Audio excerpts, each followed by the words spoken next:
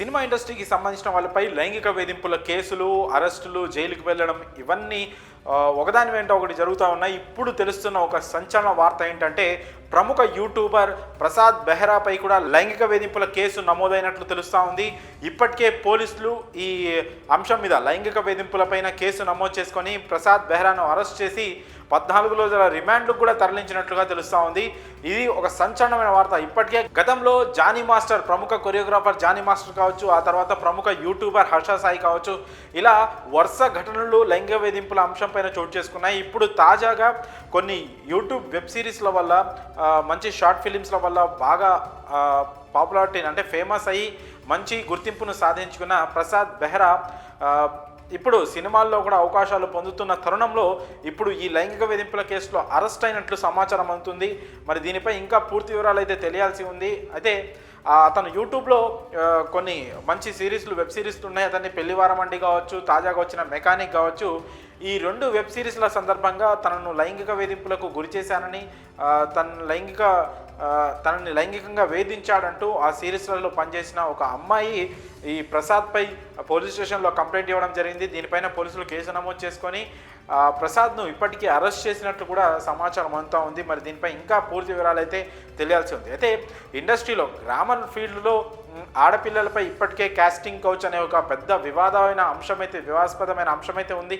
ఇప్పుడు అంటే అవకాశాలు ఇస్తామనో, అవకాశాలు ఇచ్చిన తర్వాత కూడా అవకాశాల పేరిట అంటే ఇంకా మేము అవకాశం ఇచ్చామనో ఏదైతే అడ్వాంటేజ్ తీసుకుంటూ కొన్ని లైంగిక వేధింపులకు పాల్పడుతున్న ఘటనలు అయితే ఒక్కొక్కటిగా వెలుగులోకి వస్తున్న క్రమంలో ఇప్పుడు ఈ యూట్యూబర్పై కూడా ఇలాంటి ఆరోపణలు రావడం, ఆ ఆరోపణల మీద కేసు కూడా నమోదు కావడం, ఆ అమ్మాయి ధైర్యంగా ముందుకొచ్చి కేసు పెట్టడం, మరి అసలు నిజంగానే ఈ విషయంలో ఎలాంటి లైంగిక వేధింపులు జరిగాయి ఏంటి అనేది మాత్రం పోలీసుల ద్వారా ఇన్ఫర్మేషన్ వస్తే కానీ పూర్తి సమాచారం అయితే బయటికి రాదు.